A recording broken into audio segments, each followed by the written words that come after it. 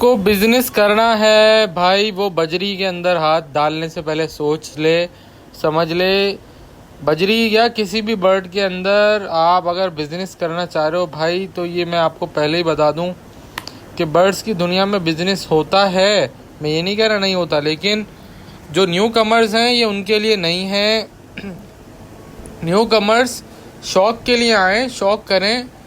Business जिसको करना है भाई वो नहीं आए, वो किसी और काम में हाथ डाले। पैसा कमाने के और भी ज़रिए हैं। बर्ड्स की दुनिया में आने के लिए आपको पहले शौक करना होगा। शौक के बाद आप जब खिलाड़ी बन जाओ तो फिर आप पैसा कमाओ, बिजनेस करो, जो भी करो। लेकिन अगर आपको ये गलत फहमी है कि भाई ये इसमें बहुत पैसा है, तो भाई ये मैं गलत फहमी दूर कर देता हूँ। क्योंकि सब लोग आपको बोलेंगे कि भाई इसमें बहुत पैसा है, आ जाओ हमसे बर्ड ले लो, ये बर्ड इतने का लो, इतने का बिकेगा।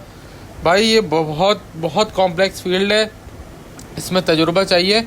हाँ, एक दफ़ा आपको तजुर्बा मिल गया, आपने एक्सपीरियंस कर लिया, आपने लर्निंग कर ली, उसके बाद आप बिज़नेस करो, शौक करो, अर्निंग करो, पैसा डबल करो, सब कुछ हो जाएगा फिर उसके बाद। लेकिन अगर आप सोच के आ रहे हो कि मैं बिज़नेस कर रहा हूँ, पैसा डालूँ इसमें और पैसा डबल हो जाएगा, तो ऐसा कुछ भी नहीं होने वाला। पहले आप शौक करो और उसके बाद बिज़नेस के सोचो। इसके अंदर बहुत हल्का, बहुत कॉम्प्लेक्स फील्ड है, और इसके अंदर अगर आप इन्वेस्ट करते हो तो आपको मैं पहले ही बता दूं आपका पैसा डूब जाएगा। क्योंकि इन्वेस्टर का काम नहीं है ये किसी बर्ड हॉबी रखने वाले का काम है, जिसको पता हो सारे ऊंच नीच, जिसको डाइट का पता हो, जिसको केजिस का पता हो, जिसको केज मैनेजमेंट, बर्ड मैनेजमेंट का पता हो, जिसको बीमारियों का पता हो, बीमारी में कौन सी दवा देनी है उसका पता हो, जिसको ब्रीडिंग में क्या खिलाना है वो पता हो, जिसको क्या डाइट देनी है किस मौसम में ये सब पता हो, जिसको ये पता हो कि यार अच्छी ब्लड लाइन किसे कैसे कैरी करते हैं, जिसको ये पता हो कि अच्छे बर्ड में क्वालिटीज़ क्या क्या होती हैं। हर बर्ड को देख के बंदा ये नहीं बोल सकता एक जैसा बर्ड है। बर्ड में आपस में भी बहुत ज़्यादा डिफरेंस होता है। ज़रा सा कलर का शेड डार्क होने से जो है वो लाखों रुपए बर्ड के बढ़ जाते हैं। अब इन चीज़ों की जिसको समझ ही नहीं होगी वो बोलेगा यार दो बजरी, मतलब ऑस्ट्रेलियन तोते अगर बैठे हैं वो बोलेगा यार ये 500 का है और ये 50,000 का है। अब वो बोलेगा, उसको देखने में दोनों सेम लगेंगे, क्योंकि उसको तजुर्बा नहीं है और उसको पता नहीं है ना शौक किस तरह से चल रहा है, क्या है क्या नहीं। अब ब्लैक विंग ब्लैक फेस जब आया था 12-12 लाख के जोड़े थे ये। अगर एक सादा बजरी इनके बराबर में रख दो और आम आदमी को बिठा दो जिसको पता ना हो ब्लैक फेस ब्लैक विंग का, तो वो कहेगा कि यार ये सादा बजरी ज़्यादा अच्छा है और 500 रुपये वाला बर्ड ज़्यादा अच्छा है। अलग जो ब्लैक विंग ब्लैक फेस थे उस वक्त 10-10 लाख के थे। अब ये समझ जो है एक आम आदमी को नहीं होती, जिसको पता है, जिसको चीज़ की समझ है उसको होती है। अब हमसे जो लोग रेनबो लेते हैं, जिनको समझ है वही लेते हैं, जिनको समझ नहीं है वो उनको लगता है ये सादा बजरी है, ये पता नहीं क्यों 10-15 हज़ार रुपये मांग रहे हैं। लेकिन उनको पता होता है, जिनको समझ होती है उनको पता होता है कि यार ये चीज़ इतने की है और ये आगे हमें क्या देगी, और ये नायाब है या ये चीज़ें अवेलेबल नहीं है मार्केट में, तो इनकी वैल्यू है। हाँ, बस एक दफ़ा अगर चीज़ मार्केट में बहुत ज़्यादा भरी हुई क्वांटिटी में आ जाएगी तो फिर जाहिर है सबके पास अगर कोई चीज़ अवेलेबल होती है उसके रेट डाउन हो जाते हैं, ये बात हर किसी को पता है।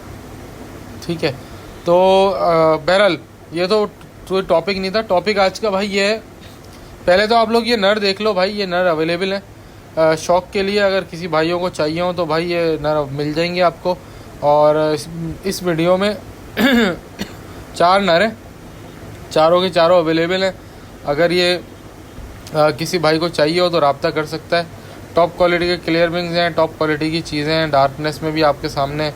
ठीक है, तो अगर आपको इन चीज़ों का शौक़ करना है और आपके पास पैसे भी हैं, क्योंकि पैसा भी होना ज़रूरी है शौक़ करने के लिए, तो शौक़ करना है तो आप मेरे नंबर 034724333231 पर रब्ता कर लें।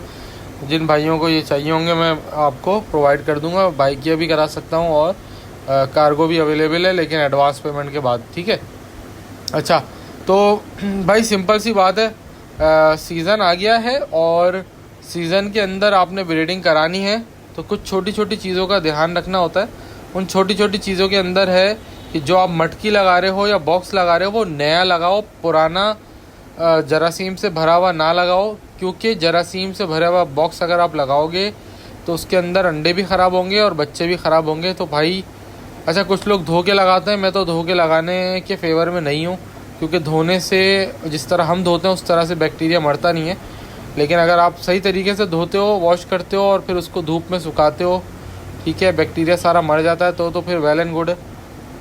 इसके अलावा आप लोग कूपेक्स पाउडर है, इस तरह के पाउडर्स भी इस्तेमाल कर सकते हो कीड़े वगैरह मारने के लिए या जरासीम मारने के लिए। डेटॉल का स्प्रे भी कर सकते हो, ठीक है। बट मैं रिकमेंड करूँगा यार नया बॉक्स ले लो नया, क्योंकि यार सीज़न आता है तो आप 200 400 500 के चक्कर में ना तोते ना मारा करो, क्योंकि वो बॉक्स सस्ता है और बर्ड महंगा है। तो अगर आपको जिस दिन ये समझ आ गई बात कि बर्ड अंदर जो सर्वाइव करेगा ना, अगर 6 बच्चे निकले और 6 में से एक भी जरासीम या पुराने बॉक्स की वजह से मर गया, तो समझो आपका बॉक्स का पैसा तो वो बच्चा लेके निकल गया। क्योंकि अगर मिसाल के तौर पर रेनबो का एक बच्चा भी 1000 का भी था तो 500 का तो आपको बॉक्स मिल जाता। तो अगर आपका वो एक बच्चा बच जाता तो आपके 1000 वापस आते। तो इसलिए मेरी रिकमेंडेशन ये है, पुराने बॉक्स दे दिया करो और नए बॉक्स या नई मटकियाँ ले लिया करो। बाकी भाई अल्लाह मालिक है, अगर आप लोग समझते हो कि पुरानी मटकियों से काम चला रहे हैं तो आपकी मर्ज़ी है, मैं किसी को ज़बरदस्ती तो नहीं कर सकता। बट जो मेरा अपना मशवरा है वो मैंने आपको बता दिया, क्योंकि जरासीम नहीं होंगे, नया बॉक्स होगा, आप फिर भी एहतियातन उस पर अगर कोई स्प्रे कर दो डेटॉल शेटॉल का, जरासीम मर जाएंगे। और देन उसके बाद जो ब्रीड होगी इंशाल्लाह अल्लाह के हुक्म से साफ़ सुथरे बर्ड भी पैदा होंगे और जरासीम नहीं होंगे, तो बच्चों को बड़ा करने में भी मसला नहीं होगा। अच्छा, इसके अलावा स्टिक जो है एक बहुत बड़ा मसला रहता है। अक्सर लोग मुझे बताते हैं कि यार हमारा जोड़ा जो है वो फर्टाइल नहीं कर रहा है, जिसमें से एक वजह ये भी होती है कि डंडी सही नहीं लगी होती।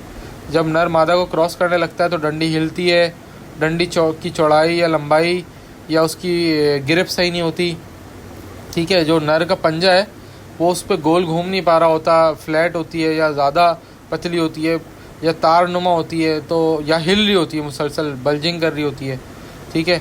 तो इस तरह की डंडियों को आप रिमूव करें ताकि फ़िक्स डंडियाँ लगाएं। जैसे ये डंडी इस वक्त पीली वाली लगी हुई है, ये हिलती नहीं है, ये एक फ़िक्स डंडी कहलाएगी और इसके ऊपर बंदा यानी कि तोता बैठ के आराम से क्रॉस कर सकता है, इस तरह की ग्रिप वाली। और अगर आप देखो डंडी के ऊपर सीधी सीधी लाइनें बनी है ताकि तोते की ग्रिप आ सके। ग्रिप ज़रूरी इसलिए, जब मादी पकड़ के बैठेगी, जब क्रॉस लग रहा होगा तो उस क्रॉस लगने में उसको हिलना जुलना जो होगा वो उसका कम से कम होगा और क्रॉस सही से लग पाएगा, ठीक है। अच्छा, इसके अलावा डंडी का मैंने बता दिया, मटकी का मैंने बता दिया। इसके अलावा डाइट आपकी बहुत अहम है। इस वक्त कैल्शियम भर भर के देना होगा आपका मादी को, क्योंकि इस वक्त उसने अंडे देने हैं। कैल्शियम की अगर उसके अंदर कमी हुई तो बड़ा नुकसान हो सकता है, मादी मर सकती है, कच्चा अंडा बन सकता है, अंडा फंस सकता है। और कैल्शियम की ज़्यादती भी नहीं होनी चाहिए, लेकिन यूजुअली कैल्शियम की कमी ही होती है, ज़्यादती हो नहीं पाती, क्योंकि हम लोग इतने अच्छे हैं नहीं कि ज़्यादा कैल्शियम दे पाएँ। अच्छा, दूसरा ये कि ऑयल चलेगा सर्दियों के अंदर। अगर सर्दी आ गई है तो ऑयल फ़िश ऑयल चलेगा सर्दियों में। और इसके अलावा आपका सीप पाउडर चलेगा। सीप पाउडर के अलावा समुद्री झाग चलेगा, नमक चलेगा, कैल्शियम ब्लॉक चलेगा, ठीक है। इसके अलावा लोग मल्टीपल चीज़ें हैं, केकड़े हैं, उनके कीड़े आते हैं सूखे हुए जो प्रोटीन सोर्स का ज़रिया होते हैं, वो भी चलेंगे। थोड़े थोड़े आप देना शुरू कर दें। और डाइट बहुत अच्छी चलेगी। कंगनी, लाल कंगनी, पीली कंगनी, मोटी कंगनी, बारीक कंगनी, कैनरी सीड अगर आप लोग अफोर्ड कर सकते हो, कैनरी सीड बहुत बेहतरीन चीज़ है। सूरजमुखी स्टार्ट हो जाएगा, जई चलेगी, ठीक है, बारीक कंगनी चलेगी। और इसके अलावा आप दे सकते हो जो भी और चीज़ें होती हैं, लेकिन मेन आइटम तो यही है, मैंने आपको बता दिया। सूरजमुखी,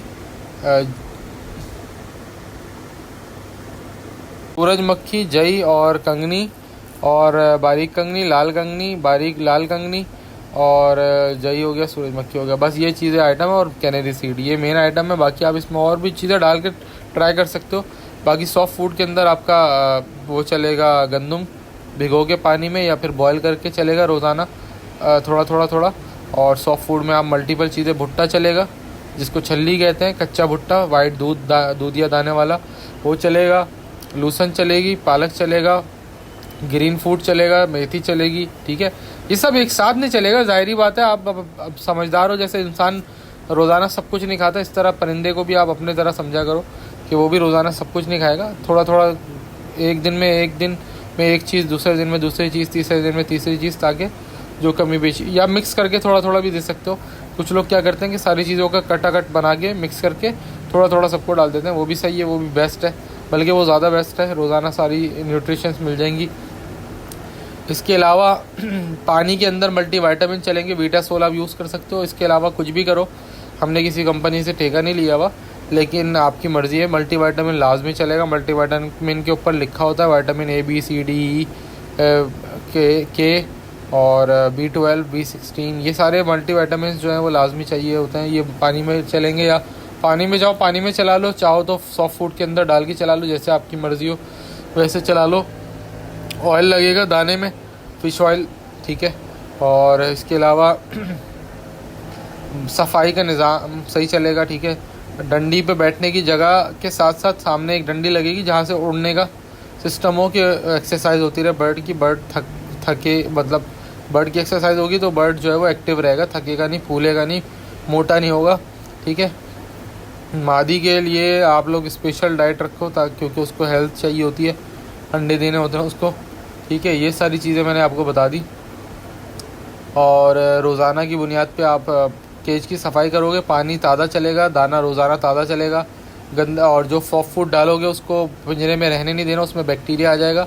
सॉफ्ट फूड डाला आपने, जितना उसने खा लिया, जो बच गया उसको आपने निकाल के फेंक देना, वरना जैसे बाहर रखे खाना सड़ जाता है, इस तरह ये सॉफ्ट फूड भी सड़ जाता है, उसमें बैक्टीरिया हो जाता है और यही वायरस का वजह बनता है।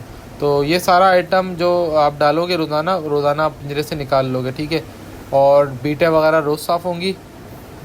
इसके अलावा जब बच्चे निकल गए तो आपने बुरादा डालना है मटकी के अंदर या बॉक्स के अंदर। पहले भी डाल सकते हो बुरादा, ताकि मादी को आदत हो जाए। तो बुरादा डालने से ये होगा कि जो उसकी बीटें हैं, मादी की भी और बच्चों की भी, वो सारी जो है वो बुरादे में एब्जॉर्ब हो जाएंगी और गंदगी नहीं होगी मटकी के अंदर, ठीक है। बाकी हवा वेंटिलेशन का निज़ाम सही चलना चाहिए। ह्यूमिडिटी का ख्याल रखो, ज़्यादा या कम ना हो। कम होगी तो भी नुकसानदेह, ज़्यादा होगी तो भी नुकसानदेह, ठीक है। तो आइडियल ह्यूमिडिटी 50% होती है। तो वो अगर कम हो जाए तो पानी का छिड़काव रखना है, और अगर ज़्यादा हो जाए तो वेंटिलेशन प्रॉपर रखनी है। तो वेंटिलेशन का तरीक़ाकार ये होता है कि एक तरफ से एक विंडो खुली हो और दूसरी तरफ से भी खुली हो, ताकि हवा क्रॉस हो, कि एक कमरे से क्रॉस वेंटिलेशन ज़रूरी है, ठीक है। टेम्परेचर को नोट करना है, ज़्यादा गर्मी ना हो, ज़्यादा सर्दी भी ना हो, बर्ड के लिए दोनों नुकसानदेह हैं। आइडियल टेम्परेचर है 26 डिग्री सेंटीग्रेड। अगर ये होता है तो वेल मेंटेन रह सकता है। 26 से 16 के दरमियान हो तो ये आइडियल टेम्परेचर रहेगा बर्ड के लिए। 16 से नीचे जाता है नुकसानदेह है, 26 से ऊपर जाता है तो गड़बड़ हो सकती है, ठीक है। टेम्परेचर का ताल्लुक नर मादा के अंडे में बनने से भी होता है, लेकिन वो एक अलग टॉपिक है, उसके ऊपर मैं बाद में आऊँगा। तो आई होप कि आज की वीडियो आपको समझ आ गई होगी। सारी इन्फॉर्मेशन मैंने दी है जो सीज़न के हवाले से थी। अगर फिर भी कोई इन्फॉर्मेशन आपको चाहिए हो तो आप सवाल में कमेंट करें और मैं उसके ऊपर ज़रूर वीडियो बनाऊँगा, ठीक है। उम्मीद करता हूँ आपको आज की वीडियो का टॉपिक पसंद आया होगा और आज आपको बर्ड्स भी अच्छे लगे होंगे। अगर आपको मेरा चैनल पसंद आता है, मेरे चैनल को लाइक सब्सक्राइब कर दें, बेल आइकन को दबा दें, ताकि जो भी मैं वीडियो डालूँगा आप लोगों को मिलती रहे। मिलते हैं अगली वीडियो में, तब तक के लिए गुड बाय।